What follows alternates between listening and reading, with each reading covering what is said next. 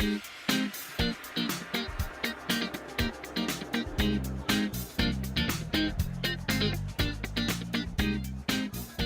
music's on, the disco ball has dropped, and it's time to get this party started. You're listening to episode 1 of DiscoTrek, a Star Trek Discovery After Party podcast.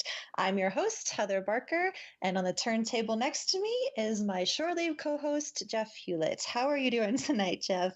I am doing great, Heather. Super excited about this. We just saw Discovery for the first time last night, and now you and I, after almost 2 years of working together on shore leave, are launching another brand new show. So this is a huge moment for Star Trek, and it's also a huge moment for us. It's pretty awesome to have just watched Star Trek on TV after 12 years. So phenomenal. We had some interest from our shore leave listeners about whether we were going to do a Discovery podcast, and we thought about it, and we thought it was a really good idea. So this podcast was born. So it's kind of a shore leave supplemental because it's really focused on the fans. And so speaking of the fans, we have 2 very awesome fans joining us tonight. You will recognize one of them. She is famous here on shore leave. Our favorite convention correspondent, Marina Kravchuk. Hi, Marina. Hello, everybody. I am, like Jeff said, super excited. We've basically been a part of something truly monumental last night. It still blows my mind that it actually happened. Star Trek is back. So Star Trek glad history. To be here. Yes. It's pretty amazing. Like everyone who watched last night is now a part of Star Trek history. And absolutely. I mean, regardless of anybody's reaction, it happened. There it is. And now considering how we all super connected now through social media, it's even more so. You look back to 2005 when Enterprise was happening, it seems almost like ancient history considering, the level, the degree with it. I mean, was Twitter even around in 2005? It seems like, and now this, and it's like, I felt like it was a communal watching last night. Yeah. Amazing. Yeah. Absolutely. Well, we've got one more fan joining us who is one of our favorite friends to run into at Star Trek Las Vegas, our great friend, Debbi Reinke. Hi, Debbi. Welcome to the podcast. Hi, Heather. It's absolutely a thrill to be here on my very first podcast ever. Wow.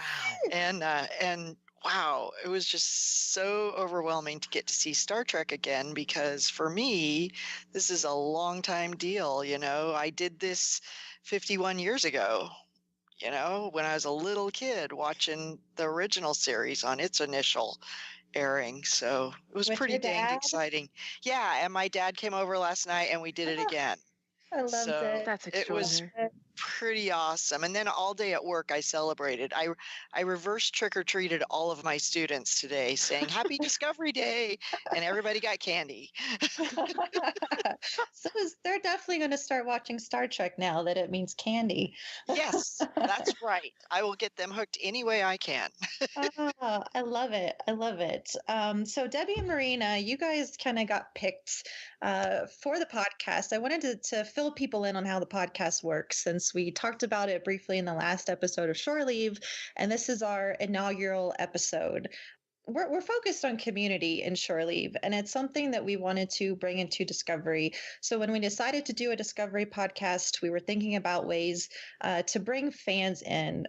We have a huge Star Trek family, and Shore Leave oftentimes is kind of the same people.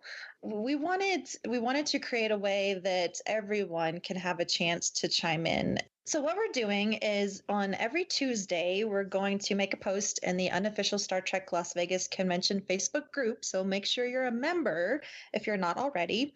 That post will have the DiscoTrek graphic and a little bit about the podcast, and it will let you know that is where you're going to comment to be entered for a chance to appear on the podcast.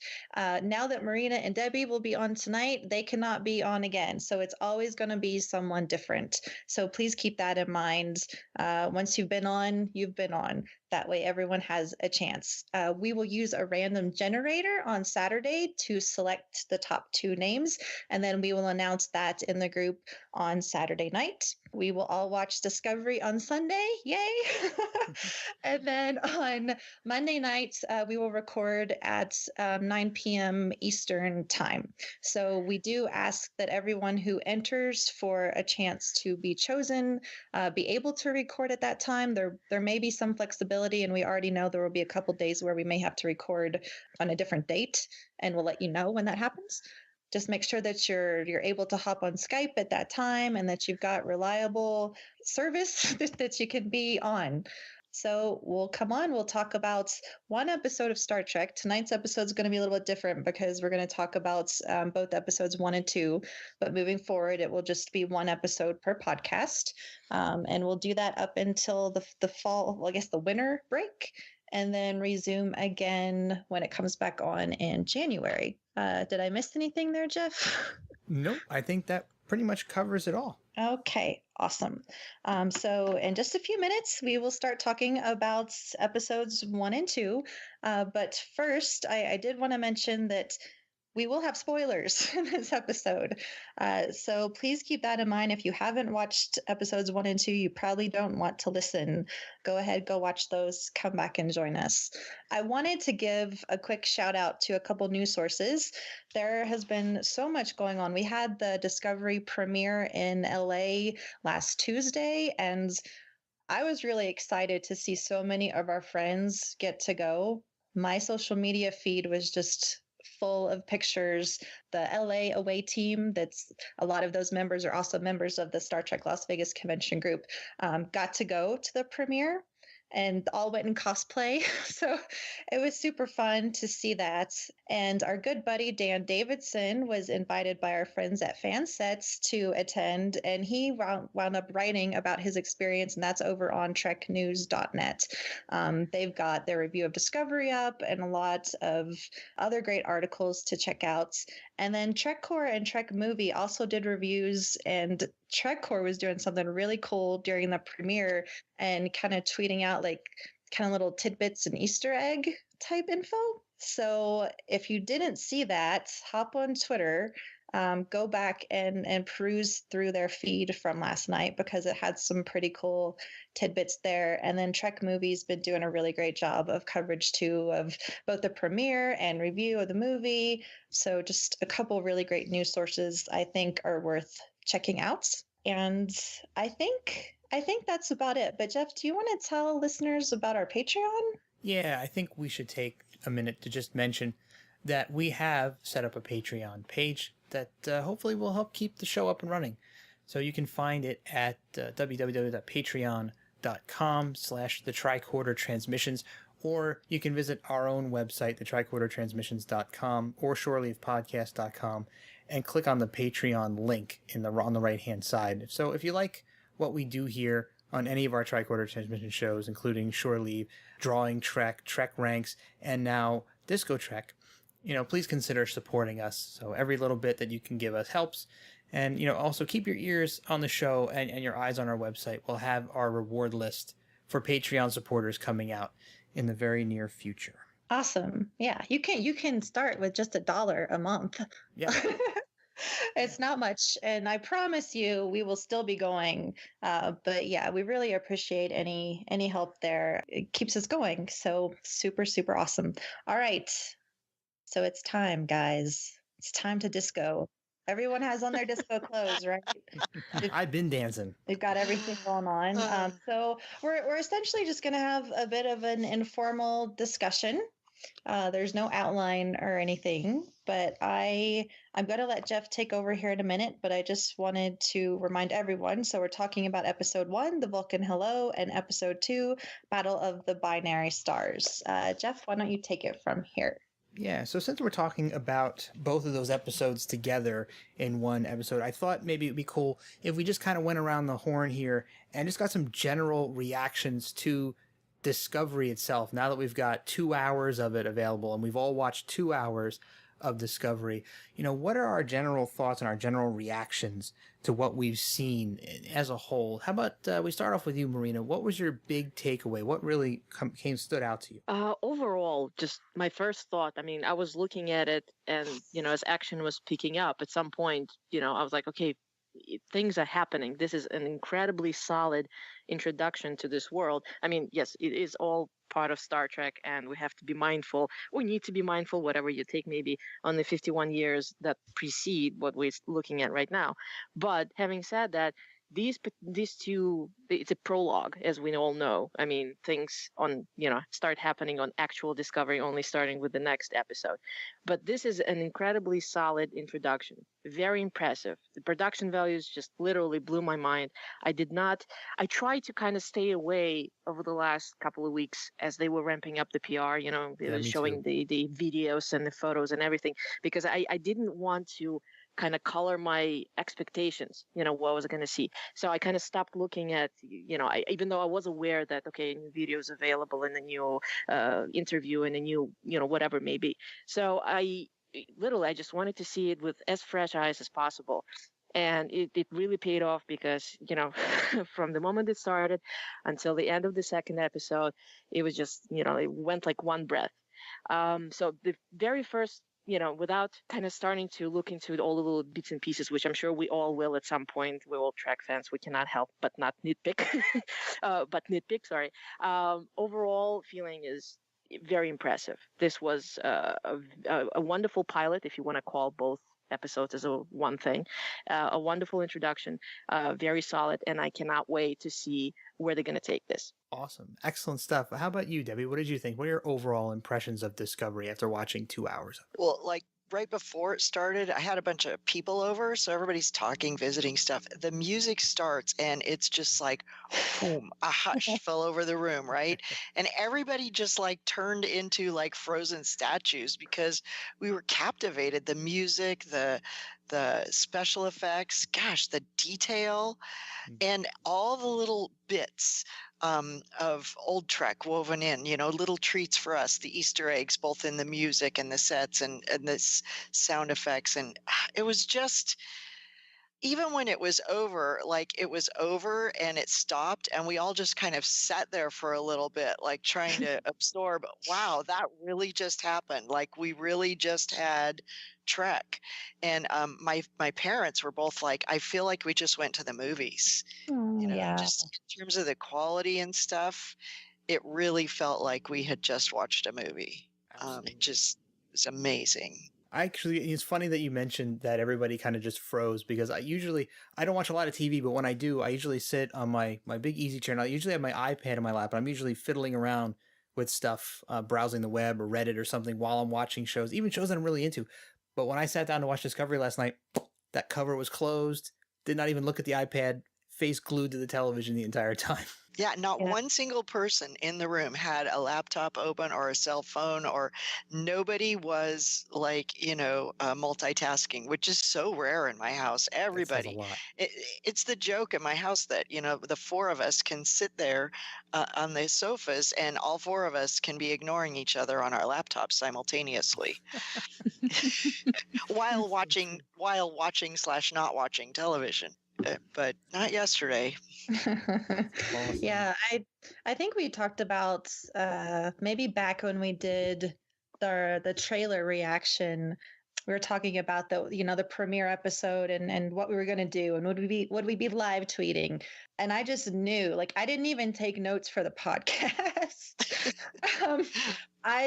I wanted to be completely immersed. And like everyone here, I really also had avoided a lot of the spoilers. I was very tempted, or not the spoilers, but like the trailers and stuff, because this last week they really started pushing stuff out, and they had released the clip of the opening credits, and I listened to that, and I was just like, oh my gosh, that's amazing. But then, like a day or two ago, they released the entire scene, like the art and everything, like the opening credits, and I started watching it, and I was like, no. Because that to me is just part of the experience of watching for the first time. And so I didn't want that spoiled. So I had stayed away from that. My reaction walking away from Star Trek Discovery was, this is not your mama's Star Trek. I tweeted that somewhere last night. Is it Star Trek? Yes, absolutely. There's no doubt that this is Star Trek, but this is a different kind of Star Trek, and we'll talk about it more a little bit here. But it exceeded my expectations. I didn't have like, any kind of crazy built up expectations. I just wanted it to be good. And it really exceeded that. It very much felt cinematic, just like the trailer. I mean, we said that about the trailer, that it felt like a movie trailer. And these first two episodes, which basically felt like one big episode, definitely felt like a movie, definitely was produced like a movie. And just everything, the acting, the effects, the musical score, the sound effects in the film, the makeup, just everything. I was so impressed. But yeah, it's different, and we'll talk about that a little bit more down the road here. So I guess I'll round it out with my general reaction, and it very similar to all you guys. And I already said that I was glued to it. I was not multitasking at all. I couldn't stop watching it. So as Heather was saying, definitely cinematic Trek on television. This is really a product of our time. So, you look at other shows that are being produced nowadays by big budget studios like Game of Thrones and things like that. And you see what Discovery would be up against and the reason why they had to take it to this level of production. I mean, if you look at things just like the sets and the makeup on Saru, incredible stuff. And, the screens that you see on the different panels on the bridge, all of that interactivity and the graphics are gorgeous. And, we'll get more into the actual episodes in a little while, but the space battle was just incredible. I don't think we've seen Star Trek ships in space fighting like that on television yet. In the movies, in the later films, yeah, and even not quite to this caliber. I think the spaceship scenes topped even the films in this show. So phenomenal stuff. I was trying to think of some other ways to describe what I was thinking about the visual design of the show. And I was thinking about things like, would this show be as effective if they had the same visual style of, say, TNG, but with the same story that they're trying to produce here in Discovery? And I think, that's the reason why they had to go the direction they went with the production on this show and the visual styles that they went with. I just don't think it would work if it looked like older Trek. So definitely something new and definitely something fresh. It is a little bit heavier than some of the old Trek we've seen, but I think it needs to be to survive TV today against what they're up against. I think it's going to be a great bit for the storytelling too, since we'll get more into the plot lines as we go. So, one thing I was wondering, I want to talk about you guys about is, coming off of the last televised Star Trek being Enterprise, probably had the most lambasted intro to any Star Trek series to date. And I think I'm going to go out on a limb and say that I think that the intro credit sequence for Discovery may be the most beautiful Star Trek introduction to any show that's been made so far. I love the drawing of the different elements and the flow between the different segments and the music that ties everything together.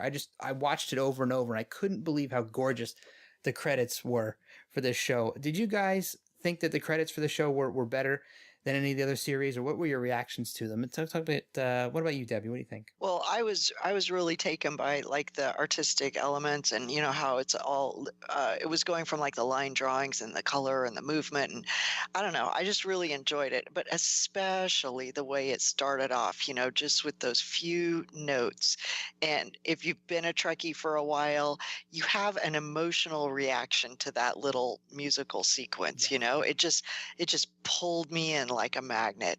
And then when they circled back around to it at the end, and I was just like, oh, it did something to you emotionally, because it brings up all those familiar memories and all the previous excitement of Star Trek. And I don't know, I loved the musical component of it more than, say, the visual. The visual was nice, but honestly, I didn't, and maybe I just haven't seen it enough times yet, but I didn't really like comprehend or relate to every single one of the visuals. A couple of them I was like, what is that there for? Oh, well, I'll figure it out later. Yeah, I agree. There were some visuals I think that'll probably get more well explained as the show goes on, but I like that you brought out the little Alexander Courage theme bits from the original series theme. So, Marina, what was your takeaway? Kind of similar. I appreciated the music very much, but then again, we've sort of heard at least some of the musical pieces, so to speak, beforehand last month, and so I was kind of ready that it was going to be this connecting piece, so to speak, to the original series. Visually, it's very stylish. It's very, very clean design. I mean, you have, all this lines and everything. It looks great. But for me personally, even between, putting the music and visual, it's very nice. I'm sure that it fits this particular track. But given that, we all have our favorites, my favorite still remains the Voyager one. There's just something about, you have the ship flying through space and you have Jerry Goldsmith, amazing score. So I wouldn't say, oh, this is so much better, this is so much worse. They all have their own place, their own thing, their own importance. So for me personally, Voyager still holds the candle. But having said that, I appreciate it that they found their own way of introducing the series. I don't know. We'll see if they're going to adjust it, change it as the seasons go on, hopefully. As it stands right now, like I said, it was very clear in design. It was very interesting to see, how all this little blueprint type drawings appearing on screen. So I liked it. But like I said, I wouldn't say that, oh, it's better or worse than any of the previous incarnations. Interesting. How about you, Heather? Do you have any opinions on whether or not how it stacks up to previous Star Trek show intros? Well, my partner would agree with you. He thought it was the best of all, but he pointed out that because it was it was succinct. It was like short and succinct, and there was no singing in it. But I agree with Debbi in that anytime I hear any of that original series, or really just any music from any of the other series, in these, like in the new movies or obviously in Discovery, I just have such an emotional reaction. Like those notes. At this point, it's very much Pavlovian response. Let's face it. It is. Yeah. Those notes just like resonate throughout my body. It's amazing. But also with Marina, Voyager has just been my favorite. More the music than anything, not so much the visuals, but the theme to Voyager is just. It still might be my favorite music wise. But I think this is really cool. And like Marina said, I love, it's unique to Discovery, and it's something that we haven't seen before, but I was really happy that, again, there was no singing. And guys, I don't hate Enterprise. I like the Enterprise song. I sing it. I have it in my playlist even. But I think it pleased the masses that they went back to something a bit more traditional. And I thought that the little callback notes were succinct, not too much fan service. So I enjoy watching it. I'm excited to see it again. So yeah, positive response overall. Excellent. I guess we can wrap up this initial reactions and comments section with the big question. So, one of the big elephants in the room about Discovery is that, CBS wants to entice new audiences to watch Star Trek, of course. And, I was thinking to myself as I watched each episode twice, and I was thinking to myself, is there enough meat here, or especially the one televised episode, rather? So for the first episode that everybody could watch who has television, was there enough in that episode for people who weren't familiar with Star Trek to hook them into Discovery and make them want to see more? So, I think they did a pretty good job with the setup. I know the opening to the episode was a little bit cold, but I think they did a pretty good job setting up the 24 houses of the Klingons and the imminent threat that they perceive coming at them. I think you get the unifying under one vision, the K and the Kahless name. It ends with the Klingon speaking English saying, "We come in peace," as a false message and a lie by this unknown enemy. I think we as Trek fans know he's referring to the Federation, which gets affirmed in the next scene. But, newbies may not get the reference, so they kind of have to tie that together by making the Starfleet connection. But do you guys think that we had enough that people could get a taste for the Trek universe if they had no flavor for it to begin with? What do you think, Heather? Ooh, that's kind of a tough one. It's hard for me to think about watching it not knowing anything about Star Trek. Yeah, it is kind of tough, right? Yeah, so I hadn't really thought of it that way. But in general, I think there was enough of a storyline to get people interested. I think on a very basic level, you get an idea of what's going on. I definitely feel that Discovery is made to bring people to Star Trek, especially people who, had not watched all of Star Trek but were interested in seeing, 2009 Into Darkness and beyond. There's an obvious similarity to the JJ universe in Discovery. I think we can all agree. Mm-hmm. Yes. And I don't have a problem with that. I want new blood to watch Star Trek. And like I said, this is not your mama's Star Trek.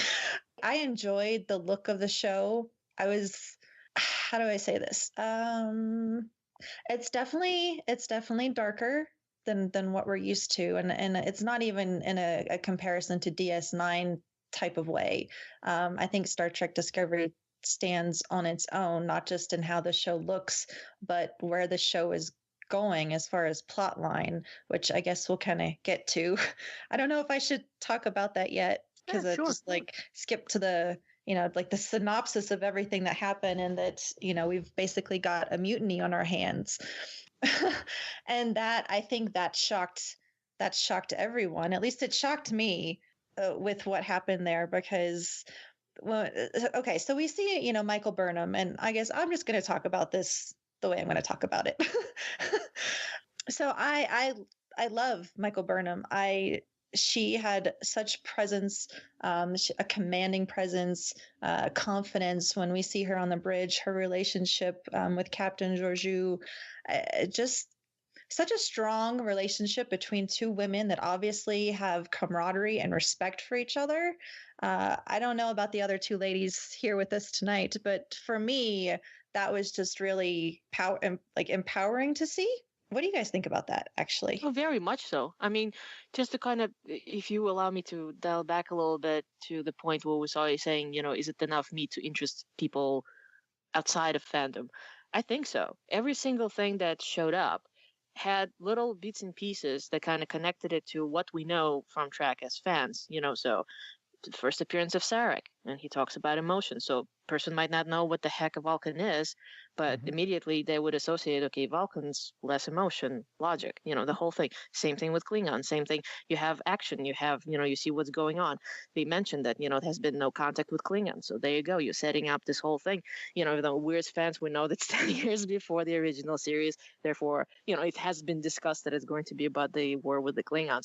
People outside of the fandom will not know that, but you have the whole setup. So I think all little bits and pieces, they made a very nicely expository prologue as far as, setting up what's going to happen next. So if I were not a fan, I would think that there was enough to interest me, putting on top of that amazing production values, to actually, see, okay, what, at least let me see what the next couple of episodes are going to bring. As far as, the two ladies that we see in the very beginning. Well, again, being the fan, I was watching, and even though, like Jeff said, it was a little bit of a cold opening with them walking around in the desert, but yet, you have, this mentor-student relationship, sort of, even though, that the captain and first officer, and they're talking, and in my mind, it kind of goes, okay, just right there, pilot just passed Bechdel test in the first 5 minutes of the entire thing. Yeah. So from that moment on, I'm like, okay, whoever wrote, this relationship between the two of them really got it, because here you go, you have a real, very solid, very well developed relationship from the get-go between, the commanding officer and the executive officer. And of course, it makes it kind of even more heartbreaking when the relationship is no more once the captain is killed, and Burnham finds herself basically a criminal. So these two episodes had a lot, and very enjoyable to watch. Just generally, not only those two characters, if we're talking about characters, but out of the people that have been established as the cast, I also really enjoyed this bantering, between Saru and Burnham, which I have a feeling is probably going to continue, because you could see him in the previews. Obviously, they will be together again going forward. So I like the way that only within these two first hours they already established this little things that I'm sure will be ongoing and very interesting to watch. Sorry, I didn't want to interrupt, but I spent my day with people who are not Star Trek fans. And so I got to see their reaction today. And I talked to a lot of people, and I can tell you from my experience today that this definitely had whatever the magic formula is to draw people in, because people who have made fun of me for the last, well, I've been at this school for 28 years. So people who've giggled about my being a Trekkie and whatever for the last 28 years, today were asking me questions, wanting to know more about it. So they only saw, none of them subscribed, so they only saw the first episode. But it made them curious. It made them want to know more. They wanted to talk to me about, well, how can I see more of it? And I'm like, you're going to have to come over to my house, I guess, because if you want to watch it, I'm paying for it. You can view it at my house. But already people are asking me questions. People who normally would never talk Star Trek with me suddenly are curious. And I feel like that was the goal, right? To get people interested. You lure them in with this delightful fiction, and then you get them to understand and accept like the philosophies and IDIC, and I don't know. To me, Star Trek is a whole lot more than just television entertainment. The thing about the women, oh my gosh, yes, so, and in the words of my friend Kat, so much yes. This is one of the things I loved about it in the 60s, is seeing, as a little girl, seeing, Nichelle up there in a position of importance and respect, and Majel Barrett. That had a huge impact on me. I'm a mathematician. I was the mathematician at my college, the female mathematician. The other mathematicians were all male. And I know that Star Trek had played a huge part in that, because I grew up seeing these women in, important scientific positions. So to see it on Discovery means the world to me. Yeah, I think that Michael Burnham and Philippa Georgiou's relationship is probably my favorite so far, and I hope that we will see more of Captain Georgiou in flashbacks, since we know that's been established that we're going to do those. So I'm hoping that we do. There's no confirmation out there that I'm aware of. I mean, honestly, I knew it was coming. Just months leading up to production, I just had that feeling that she wasn't going to be there for long. And before we really knew, okay, these 2 episodes are going to be a prologue type of thing, I had a feeling that she would be gone in like the first episode, and then the second episode we'd be on the Discovery, and that's not quite what happened. So I'm definitely disappointed to have fallen in love. Michelle Yeoh, she's just, I've loved her since Crouching Tiger, Hidden Dragon. She is just such a phenomenal actress, and stepped into this role like it was second skin. And again, it's just that relationship between the two of them. I found myself identifying with Michael Burnham quite a bit, because I often feel very, very torn between a logical side and an extremely emotional side. And so I'm really intrigued about her, and why her character is the way that she is. And that cold open, which I think we all agree was a little shaky, and then it got way better. Oh gosh, they're talking about, they're walking around trying to get away from the storm, and Georgiou says, it doesn't change the fact that you're lost. And I think that really kind of foreshadows a lot of what is happening with Michael Burnham, and that she's lost. And she of course says that she isn't. They know where they're going, but obviously it's a metaphor for what's really going on with the character. And I'm just really, really interested in finding out her story. So, side note, I'm definitely going to be going to Barnes & Noble tomorrow to pick up David Mack's book. Because as far as I know, we're going to get some backstory, and I'm hoping to get some of those answers. So shout out there, guys. David Mack's Discovery book, and I should have the name of it, and I don't. But it comes out tomorrow in bookstores and Amazon. So hopefully everyone has pre-ordered it already. Good segue, by the way, Heather, into our next section. So I think the cumulative answer from all 4 of us to the original question was yes, there's enough stuff in here to hook a non-Trek person to watch this show. I think we've gone through quite a bit of it, but it's a perfect segue into the characters. So I think we were going to just go through some of the characters and get our reactions and what we were thinking of. And Heather, of course, has some great insights into the captain and Burnham's character. So why don't I turn the mic over to Marina and give us some thoughts on Michelle Yeoh's character and Michael Burnham on both, and maybe a little bit about the relationship and what you thought about both of them. Oh, Michelle Yeoh is amazing. Of her as an actress, as a matter of fact, her casting, along with on top of my head, probably 2 or 3 others, it was very much a yes moment when they announced it way back when.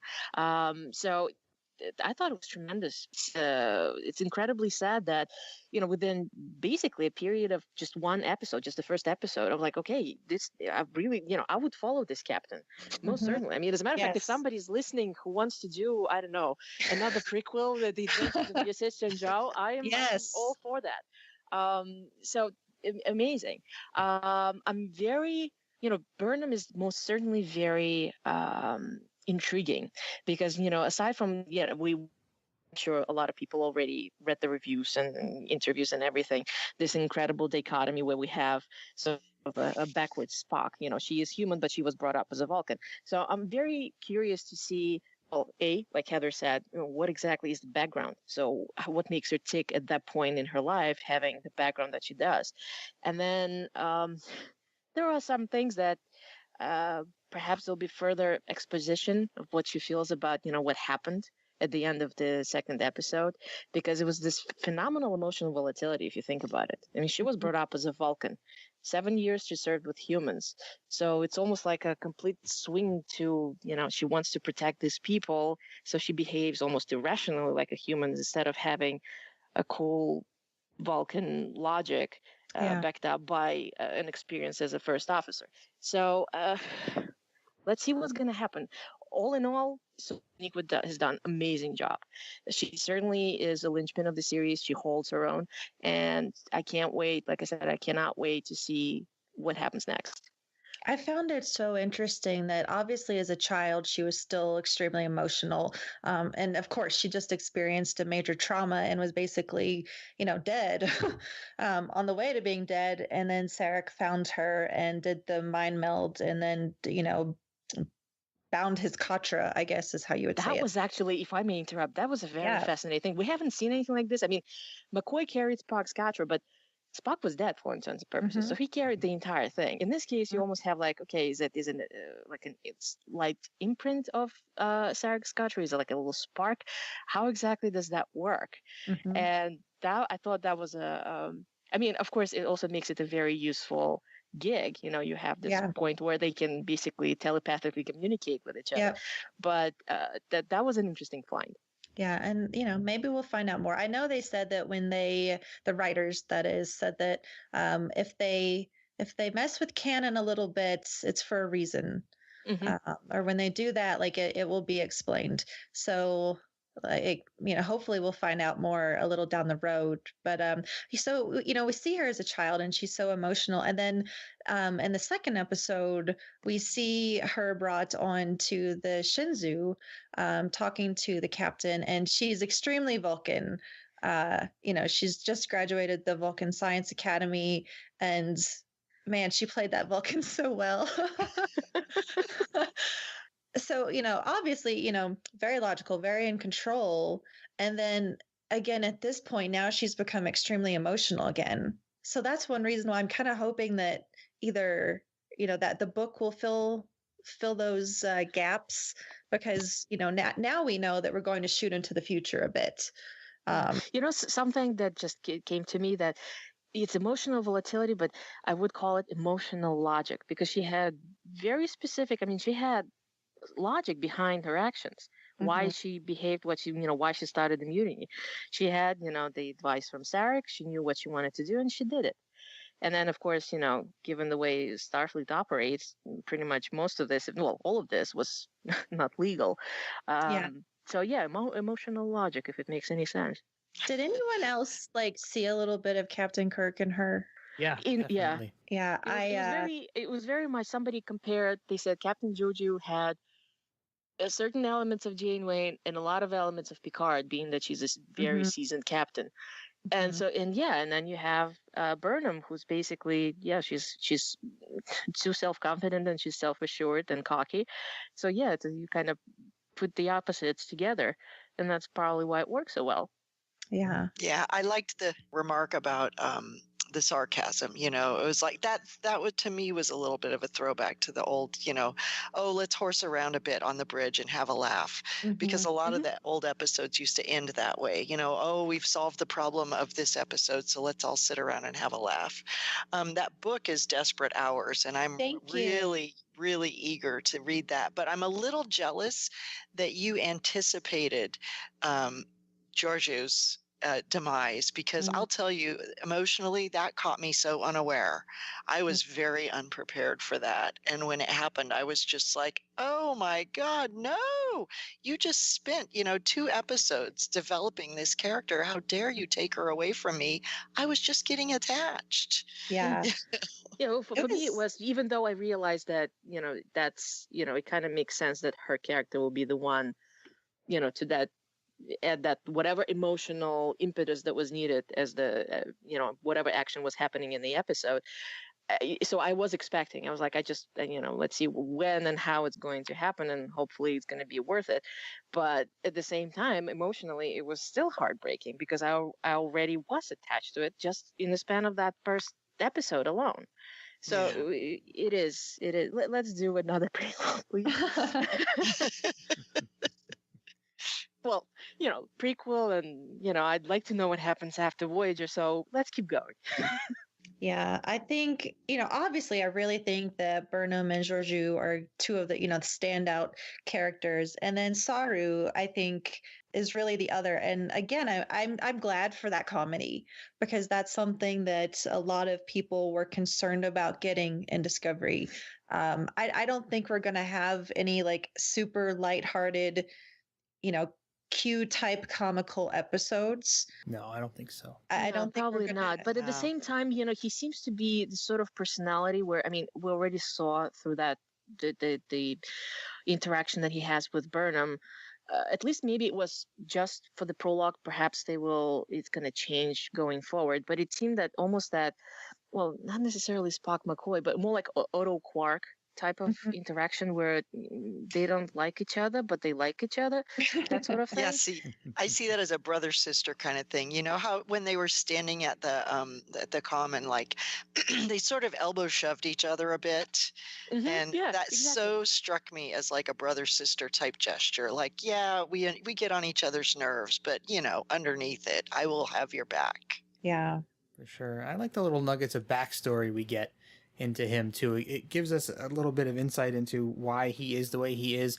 He's definitely a little more trepidatious about jumping into risk. You have a nice juxtaposition between Burnham clearly being a risk taker and jumping in the spacesuit and leaving the ship to go into a dangerous place, or giving her captain a nerve pinch and knocking her out. Yeah, I mean, clearly a risk taker.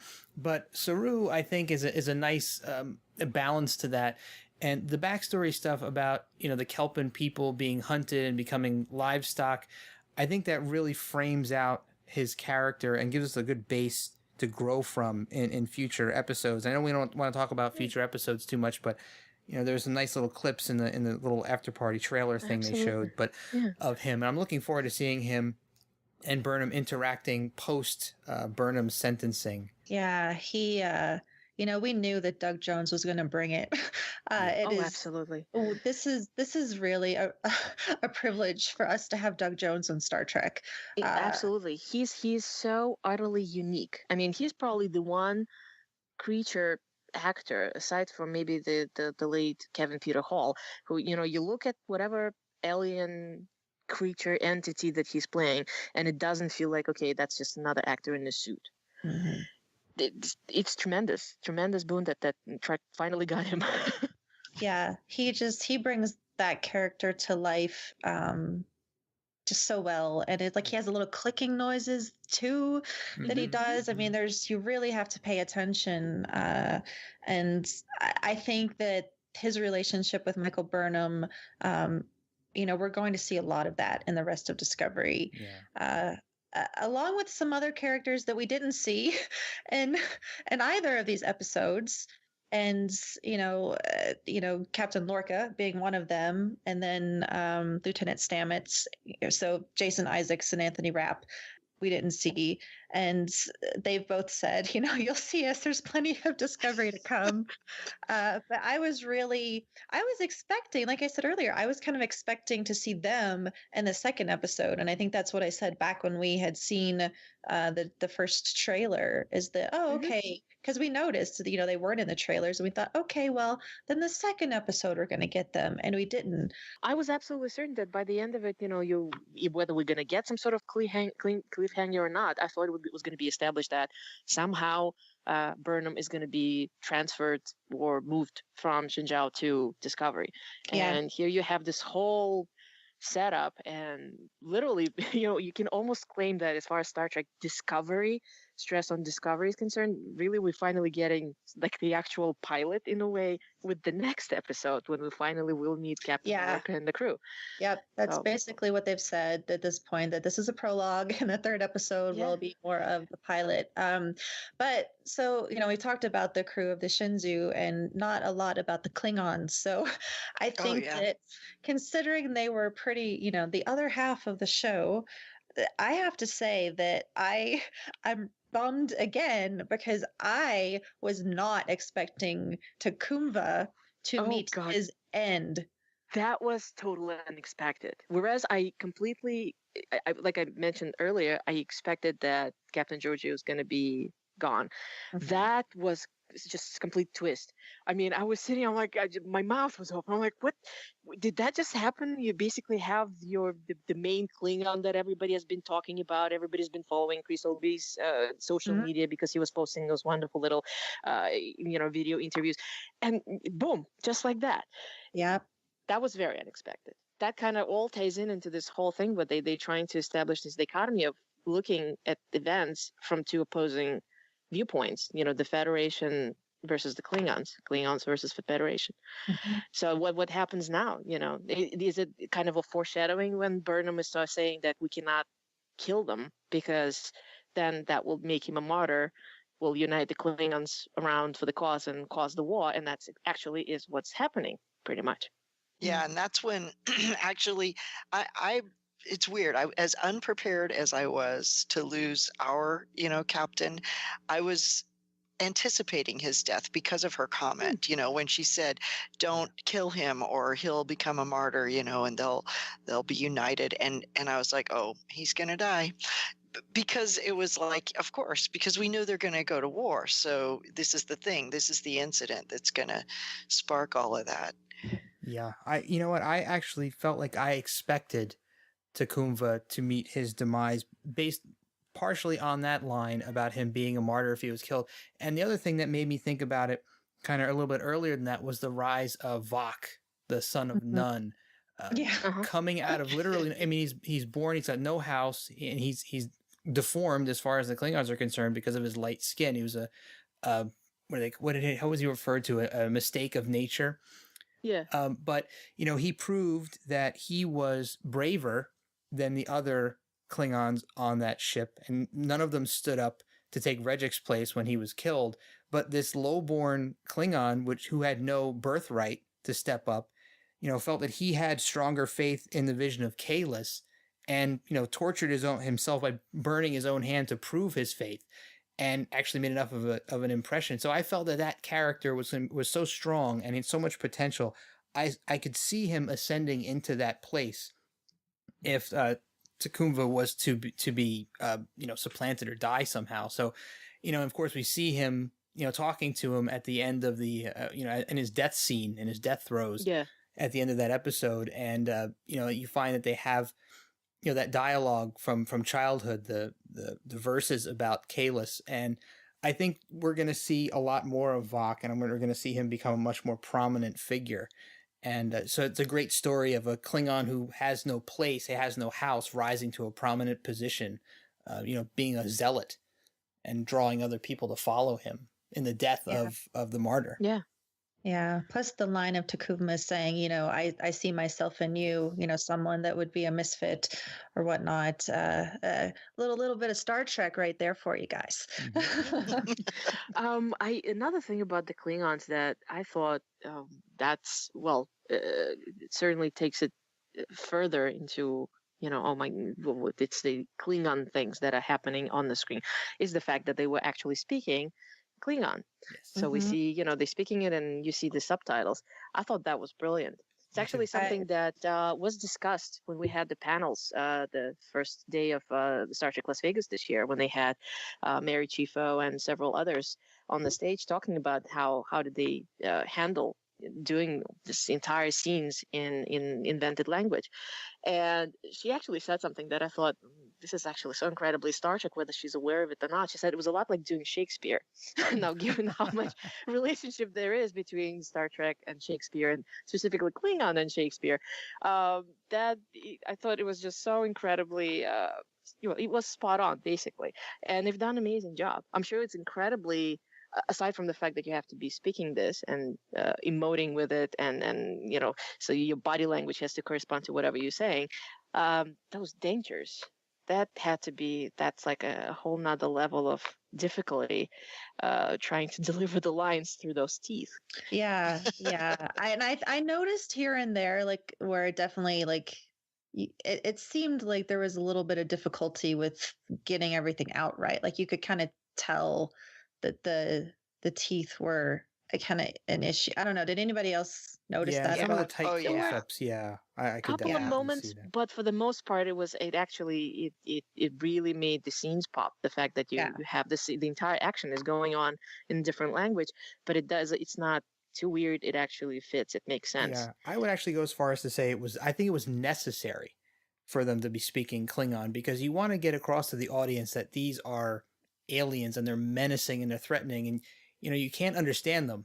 You have to read the subtitles, and I think that really plays into the heaviness that they needed to add to the Klingons, to add that sort of gravity to them and their hatred towards the Federation. So I think they wanted to set them up as these big heavy villains, and I think having them speak in those brutal tones that the Klingon language sounds like, I think it adds to the menacing nature of them. I agree. It might not necessarily be that. I think it's very important in the fact that it really helps to establish their alienness, so to speak. That the fact that they are different, they are the other. But I don't think their threats and their conversation would have sounded as frightening in English. No, not at all. If they were just using English to express those same thoughts, it wouldn't have invoked the same emotional reaction in me. But to hear it in Klingon, I don't know. I think that just it's just part of the audio. It's like when you have a certain kind of music to invoke a certain emotion. Well, you have them speaking Klingon, it causes you to react differently to just the sound of it. And the thing with the teeth, I've noticed that in a few different characters, like some of the Ferengi had to speak around their teeth and stuff, and you can hear it in their speech, but with the Klingons, it's almost like that's a part of it. That's a part of the dialect, or that's a part of the language, or because like the Ferengis we're trying to speak English, and so you could hear it. But because this is Klingon, and I confess I don't speak it. So I don't either.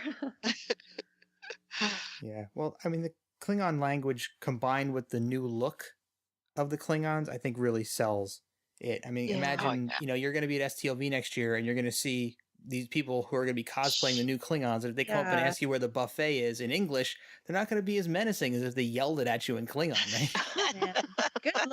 Good luck, cosplayers. But speaking of, please don't start that. I'm so upset and thrilled at the same time. The costumes, I mean, we haven't even touched on that, but and then I was about to bring it up. I was going to say, this is probably the single most controversial thing associated so far with Star Trek Discovery, the design of the Klingons. And it's not just the Klingons, all of the cosplay. Costume. I apologize, but my brain goes straight to cosplay. It's what I enjoy. And I was looking at just the uniforms, and I'm looking at those little Delta shields on the uniform and the teeny tiny details, and I thrive on that stuff, but I'm scared of it.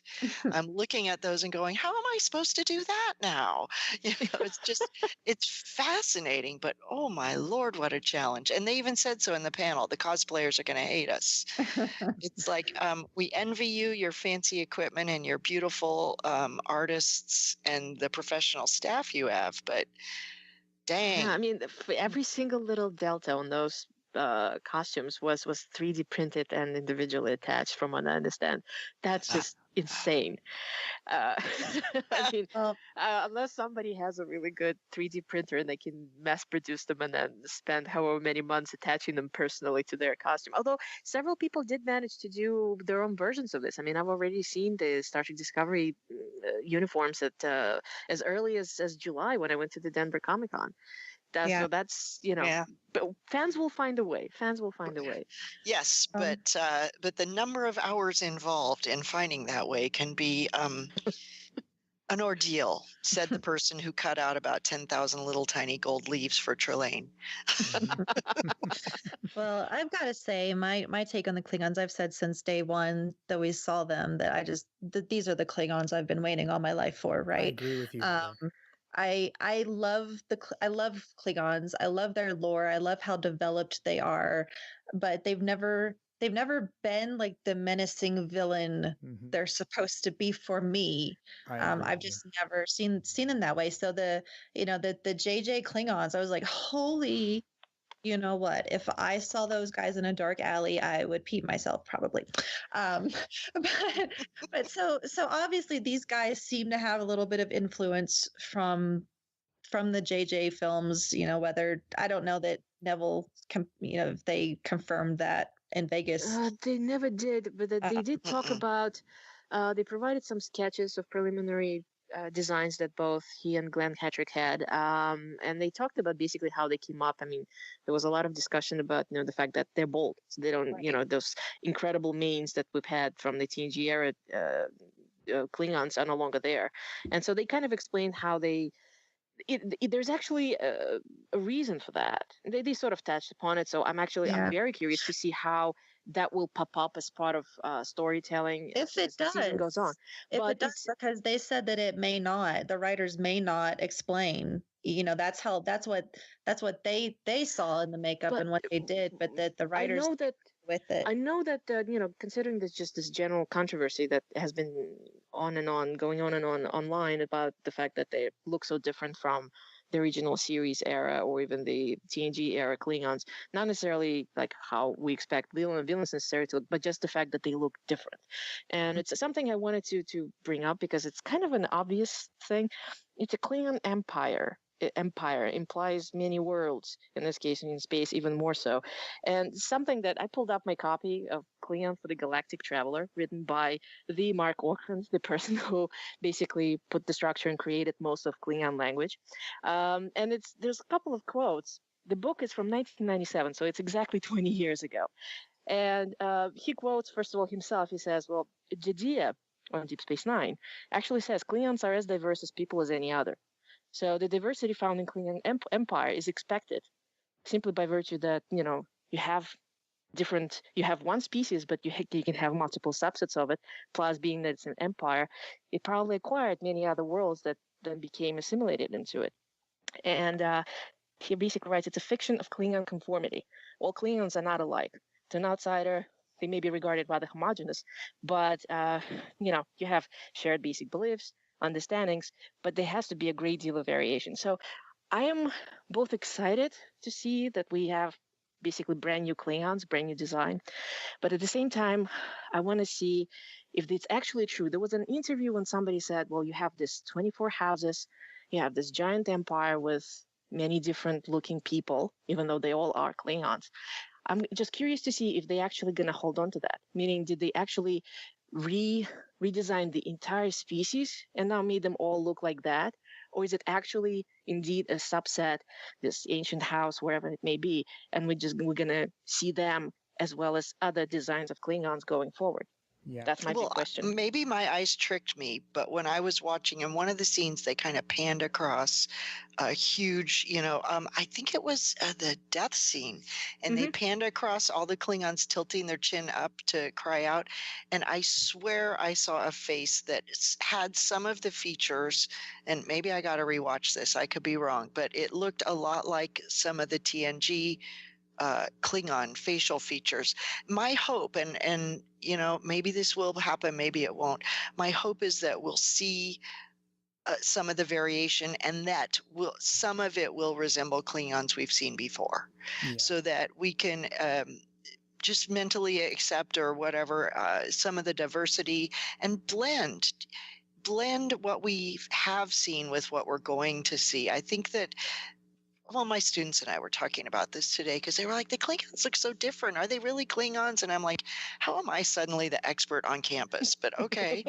And I said, well, just imagine, if aliens came here and landed in one particular country and only saw people in that region, they would think all humans were like that. And we all come in a large variety of colors and shapes and sizes. And why can't Klingons also? Yeah. Absolutely.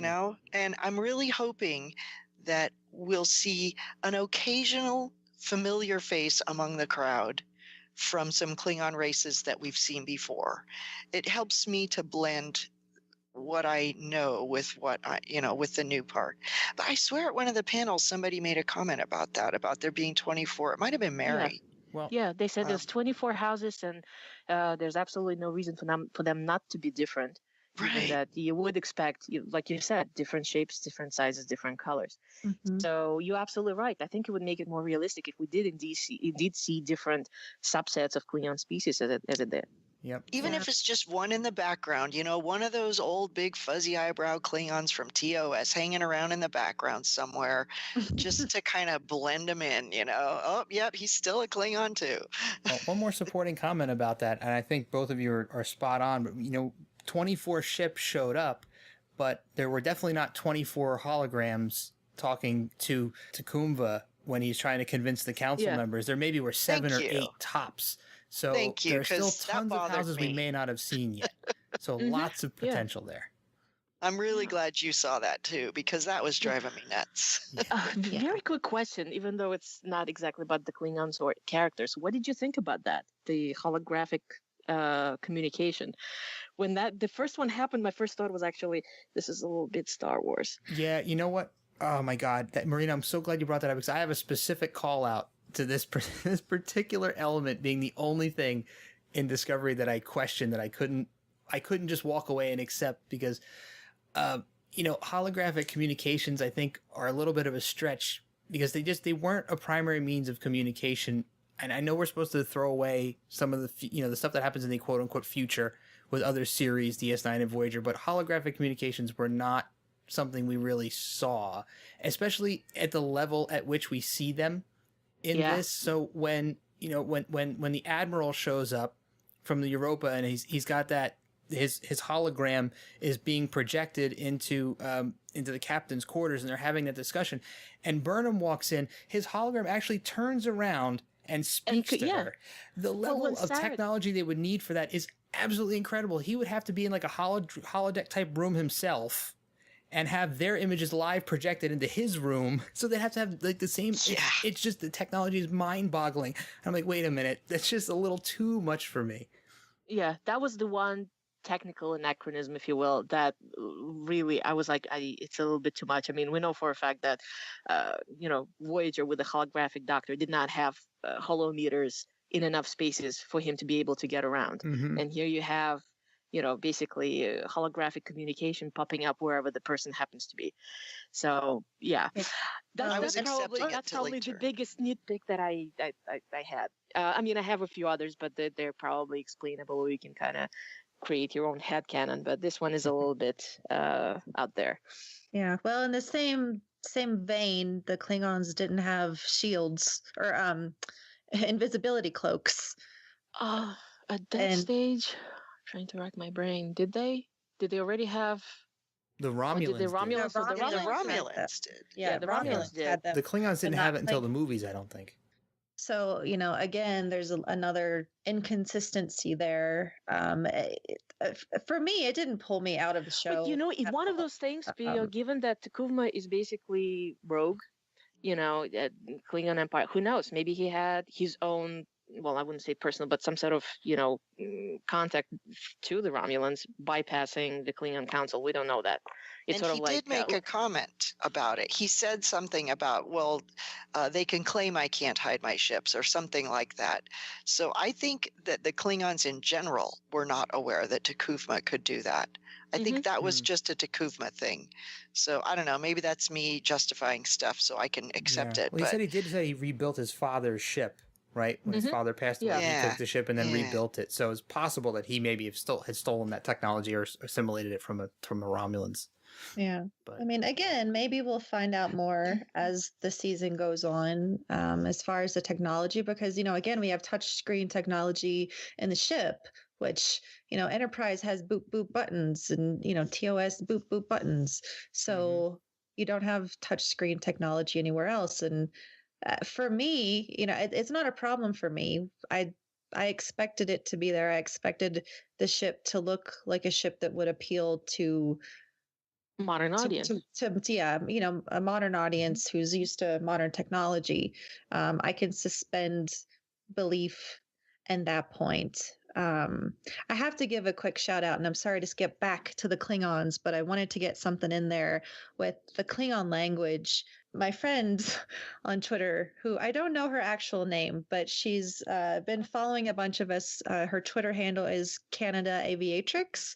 She is the woman who translated Klingon. She learned Klingon, and the makers of Discovery found her, got in touch with her, and she had been helping them translate through this entire thing. So I just have to give her a shout out, because I think without her, hearing that language would not have been as powerful as it was. It's, that's something that we've never had in Star Trek. Many fans that I know have said, oh, well, we're all these different alien species, and universal translator, blah, blah, blah, but we're always speaking English. And so again, I just have to go back to just really adding to the world building and creature building of Klingons, and what this show is doing to a species that was already one of the most developed alien species in Star Trek. Discovery is just taking it to a whole new level. And I, for one, I really appreciate it. I get a kick out of it. I love the look of the Klingons. And I really don't care if we see a more familiar looking Klingon, but I wouldn't be surprised if we did. Heather, I completely agree with your take on the Klingons, because I always liked the Klingons, but I never felt like they were as menacing as they were supposed to be. And I think this redesigned Klingon really fits the bill. For me, I enjoyed them much, much more. And, feel free to shoot me, guys, but I think they're a nice, refreshing change from some of the, I hate to call them goofier, but some of the more animated Klingons from some of the earlier series. And before we move on from the characters, because Marina brought up technology in Star Wars, I have to say there's one ancillary character that we only saw tiny bits and glimpses of on the bridge of the Shenzhou that I absolutely adored.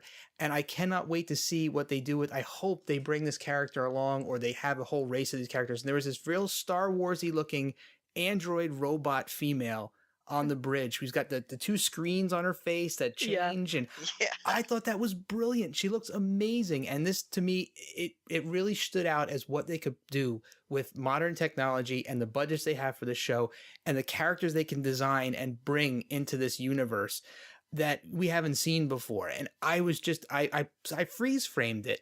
And I took a picture of it because I couldn't believe what I was seeing. Did you guys have any kind of reaction to that character? I don't think they named her. I don't know what her name is, but I was just startled. I was like, wait, what? Yeah. What's she doing there? Like, I just, my brain, I couldn't wrap it around, what is her position and what's her function? But to me, she seems like a super, early version android. That's what I was thinking, yeah. You took the words right out of my mouth. I was going to say, that was my first thought. I'm like, is it an early version? Is it the first attempts by Starfleet to actually have androids working along with humans. Although she does look more robotic rather than, Yeah, very. But, maybe that's all the technology they had, hypothetically. At the time, it's timeline appropriate. Yeah, a lot of people have been joking that she's, Daft Punk meets Star Trek. Oh yeah, yeah. But speaking of characters and seeing, what we can really do with modern CGI and whatnot, I was just that corpusculan, the aliens from the cold open. That thing was really awesome. Kind of insectoid. Oh yeah. Guys. Yeah. We saw it in the trailer or the teaser, whatever we want to call it back then. And now we got, a full view. And I just thought that that was so cool. And I was like, I want to see more of those aliens. And I don't know that we will, but it almost seems like such a waste, to have a brilliant creature like that literally pop up for like 2 seconds. Yeah, but you know what? And, what was that? We wanted to follow, what'd they call it? The First Order? No, they had a different name for it. General Order 1. General Order 1, yes. So I doubt we'll see them again because we don't want to actually make first contact with them yet. Yeah. Just going to save their lives quietly and then be on our way. Yeah, well, that was very Star Trek, that opening, as rocky as it may have seemed, or I guess not rocky, but no, it was very kind of, it was not like boom, something happened. No, it was kind of very slow, but then the action picked up and things got so much more interesting. I guess, yeah. But very stilted, that's a good Star word. Trek, very Star Trek, and I thought that was really, really cool. So I'm curious to see what other aliens we're going to see in the rest of the season. Yeah. I guarantee there's a lot of really cool stuff coming just based on the 2 episodes that we've seen so far. And I guess since we're coming kind of close on time here, I guess we can start to throw out some of our memorable moments from the first and second episodes of Star Trek Discovery. So let's see. Hey, Debbi, what moments in the first episode really stand out to you as special? Well, gosh, the first few opening notes when the music started at the beginning, because that's where, the little kid in me just went berserk and went, holy smoke, this is really happening like right now. Star Trek's back. And then the shock I felt and despair when Philippa Georgiou was killed. I was just like, you can't, you develop this character. I got so attached and you just rip her away from me right now, just as we were getting to know one another. And then, I don't know, I guess part of me was like, really, I knew that we had to be leading up to the war, but I was kind of sad to see that, hey, this is going to be kind of ugly. We're going to war here. And it's not going to be the peaceful, week to week, oh, yay, we saved this species and say, they told us it was going to be serialized, but just to see that, hey, this is going to be some serious, deep stuff with the war kind of left me with I don't know, I was just all emotionally invested. Yeah, interesting picks. Marina, any standout moments from episodes 1 and 2 for you? I enjoyed the moments, like something that we discussed before, where you see the interaction, for the first time between the captain and the first officer, between Lieutenant Saru and first officer. I really liked the moment when Burnham had to outlogic the computer when she was trying to get out of the brig. Yeah. That was a really brilliant moment. That was awesome. I did enjoy pretty much every Klingon scene, simply because of seeing how, you have, it's very realistic in a way. This is what happens in real world when you have Kulma, who's basically a zealot, basically, preparing the ground, winding up everybody. So that just the way it was filmed, it was very rich. It was wonderfully acted. So those pretty much every Klingon scene I really enjoyed. And of course, at the end, those 2 things, the incredible sadness of losing the captain. And then, of course, for me, it was a complete shock of, seeing that Kulma's dead. That was kind of like, oof, that was a great end, that of the cliffhanger. So for me, that was a great moment. So that's probably just those things. I mean, there's so many little things that pop into your head, and especially like once we start rewatching it, probably something else will pop up. But that comes to mind right now. Heather, what about you?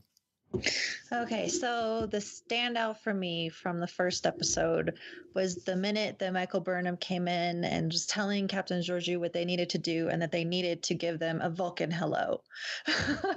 I loved it. You know, not only is it a call out to the name of the episode, but it was just something that we've never seen before in Star Trek. We've never heard of a Vulcan hello. And for some reason, that just struck a chord with me. I thought that was a really cool moment. And yeah, and the second one, it had to be Takuma dying because that surprised me. It's kind of opposite ends with Debbi there, where we expected one but not the other, and I was just shocked, and I was like, you know.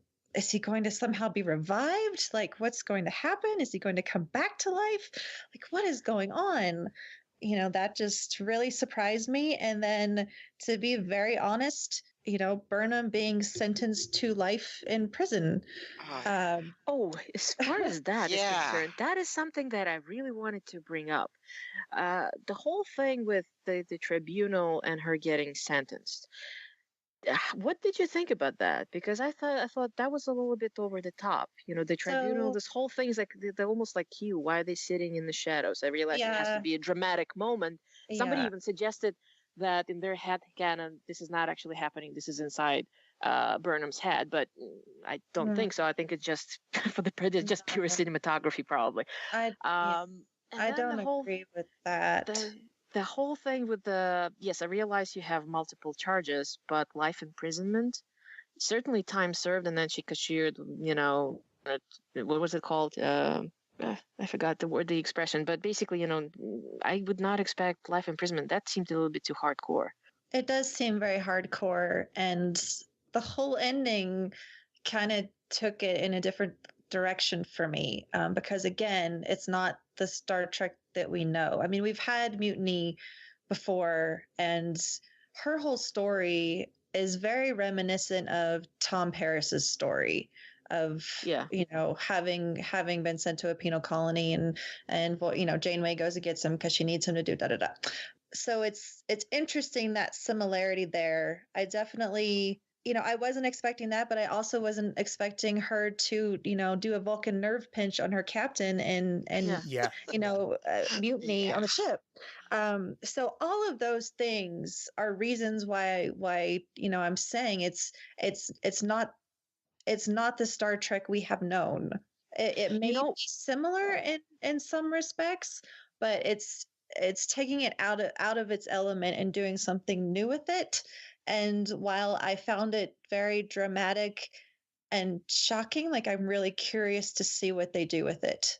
Yeah. But I'm really glad it's not the Star Trek we have known. Like, because after so many different television series, you come to expect certain things and certain patterns, and they're familiar.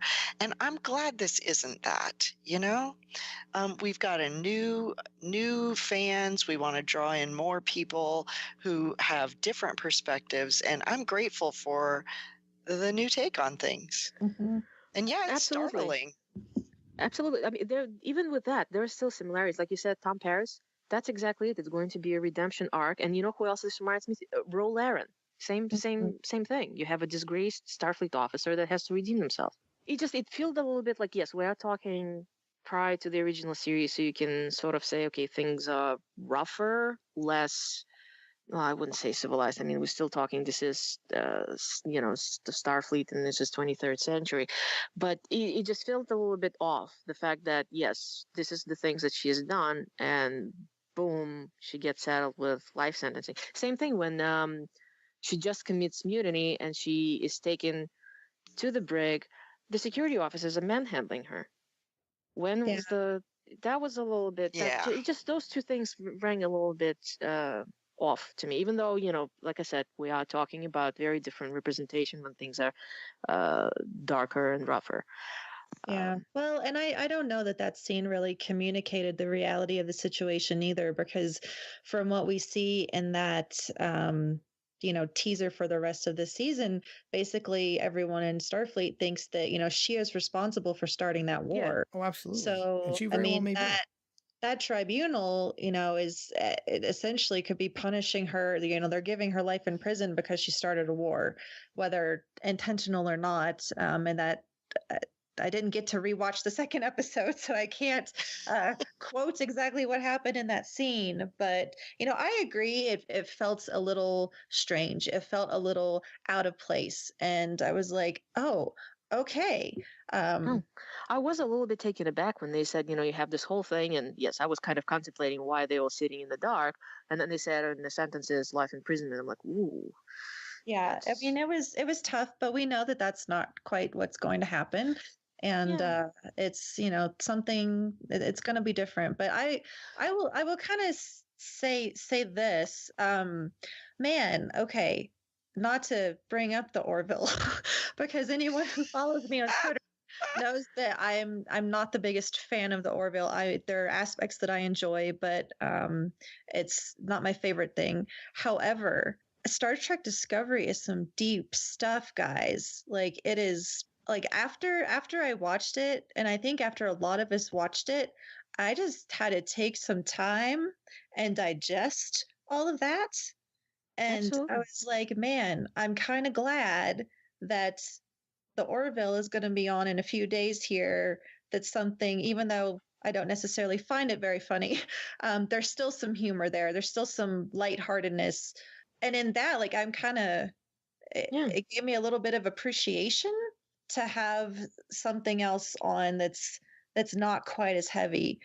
But I mean, I'll tell you, I'm into the heavy. I'm a Niner. DS9 is my favorite series. This is heavier than DS9 even, I think. Well, some of the people in the groups that I listened to, after they watched, like, they didn't want to comment for a while. They're like, I just need some time. I just need some time. It's like and I felt like that too. I mean, when it was over, my company all basically, they were, even though that After Trek was on, like, that was too light for them after the experience. They didn't want to watch After Trek. They're like, okay, I got to go home. And so they left. They left without seeing After Trek because people just like, and I went to bed. I was like, my mind needs to process this. Yeah. Now, my husband stayed and watched it again because he needed to see it another time. And I certainly need to see it another time too. But my first reaction was, wow, I feel like, I just went for a huge roller coaster ride and I just have an emotional reaction. I need to decompress. That is correct. And if you think about it, there was actually, right from the get-go, there you have it, a real Star Trek ethical dilemma. The choices, the Burnham wanted to shoot, Georgia wanted to go to Starfleet Wave, Starfleet doesn't shoot first. Who was right in this situation now that we have here that we're still basically heading into war? Who was right? So, all right, well, we're getting towards the end, so I'll really quickly give out a couple of mine since we have to close the show pretty soon. One of the things that I thought was really interesting was and I don't think we've seen anything like this in any Star Trek before, was a human child being trained on Vulcan in the Vulcan ways. I thought that was very interesting, and I'm looking forward to understanding a little bit more about how she got there. I mean, we know the genesis of it. Sarek finding her after her parents were slain in a Klingon terrorist attack, I love the fact that draws a parallel between Burnham and Kirk, because Kirk has also lost family members at the hands of the Klingons. So I thought that was a really nice parallel, but I'm looking forward to seeing more of that relationship and maybe some more of her education and growing up with Sarek and the Vulcans. And that also kind of throws out, Heather also brought up another moment that I thought was really significant, and that was the nerve pinch done by a human and actually having it be effective, albeit less effective than when a Vulcan does it. I mean, the captain was only out for a minute or two, whereas, when a Vulcan does it, they're out for, a half an hour or something. So I thought that was interesting, the premise that a human could actually be trained in some of those Vulcan arts. Because in my mind, I always equated those abilities like the nerve pinch with their mental abilities. And it wasn't necessarily a physical thing that they used to knock you out, but there was some sort of energy transfer between the Vulcan and the person they were doing it to that allowed that to happen.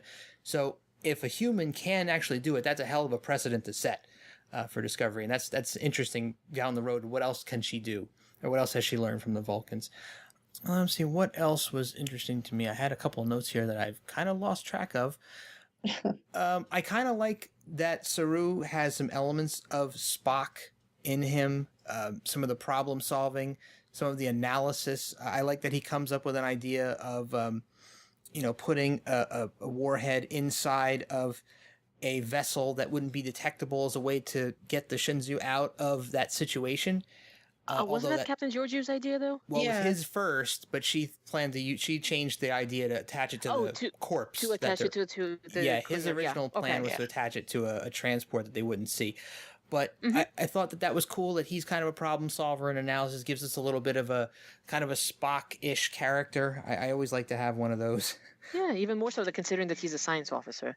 So, yeah, absolutely. Yeah. And, there's a couple of the moments between Sarek and Burnham I think were really great. I love in the second episode that I think Sarek gave the first ever Vulcan pep talk to her. I thought that was brilliant that he can change his mode to talk to her as a human because he realizes that she's not fully Vulcan, so he has to treat her slightly differently than he would treat a Vulcan. So he has like a very close relationship and understanding with her, which I think is great. I'm looking forward to seeing how they interact moving forward. And oh my God, I'll wrap it up by saying one of my most incredible jaw-dropping moments was the space battle scene with all those Federation ships, all have these really cool designs, fighting in space. And this is one of the things that Discovery is going to be able to do that no other Trek show has done.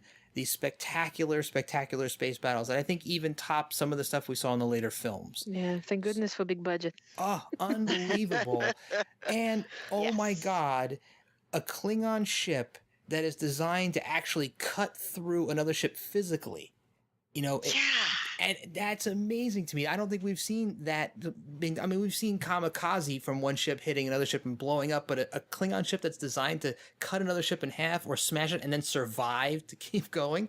I mean, that's an amazing precedent too. I'm looking forward to seeing them use that type of thing because I wasn't expecting that, uncloaking themselves in front of the Europa and immediately just smashing it to pieces. It's just really cool. But all right, well, that's pretty much where I was with my moment. So I guess that comes to the end of the episode here. This is our first episode of DiscoTrek, and we've gone through quite a lot of material. So can I pop in with a few items that I just had it in my own notes? Yeah, I'm gonna be very quick. It's just something that I believe there were even internet memes about it for a long time. You know how you have two ships coming across each other in the middle of space, and they're always basically face to face, perfectly aligned. If you remember when Shinjao first encounters the ship, the sarcophagus ship on cloaks, it actually hangs in a different plane of orientation. And I loved it. It's just, you see it for just a couple of seconds, but they're not facing, they're not in the same plane. They're not oriented towards each other. And I'm like, this is actually very realistic. That's what would happen. Somebody's flying that way and the other ship might be upside down in relationship to them. That could happen. Little things. I don't know if you noticed any of the Easter eggs in Captain Georgiou's office. It was something that actually was brought up early on Twitter, but you can see like the bottle of Chateau Picard wine and a few other things that relate to the original series. So those are fun things to look into, when you're going to be rewatching. You can actually see those. Something else. It's probably not, that one is not worth mentioning. Something that I just wanted to say, I mean, it's amazing to see something so, Deep Space Nine is truly like a parent to this series, given that this is so much more darkly realistic. But I'm just wanted to kind of bring this up. I mean, Star Trek has always been the hopeful, it's not utopia, but it was always hopeful science fiction.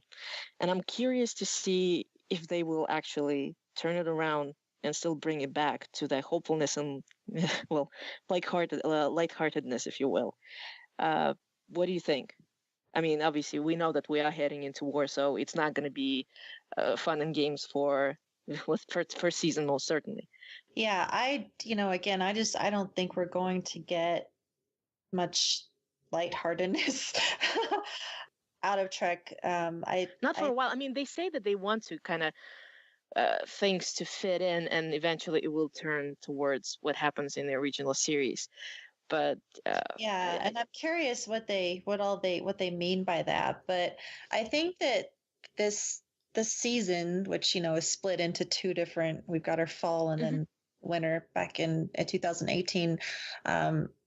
I kind of think they're going to be very similar to what we saw last night, and I think that there may be some humor like there is between Saru and Burnham, but I think it's going to stay pretty heavy.